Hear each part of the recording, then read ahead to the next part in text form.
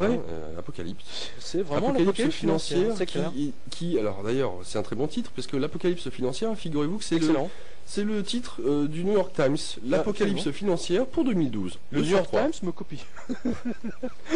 Donc cette fois c'est sûr, nous dit-il, 2012 est une très mauvaise année en raison de toutes les obligations arrivant à échéance.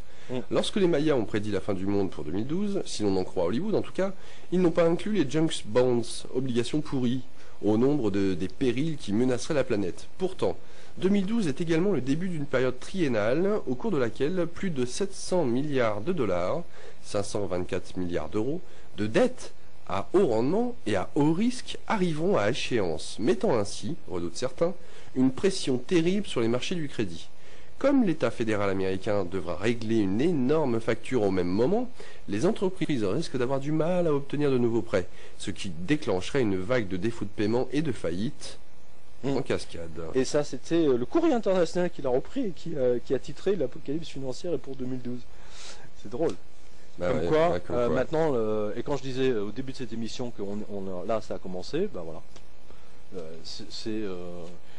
Tiens, c'est amusant parce que dans le film Inside Job, hein, que j'ai vu la semaine dernière, justement, à un moment donné, on voit des banquiers qui disent Armageddon.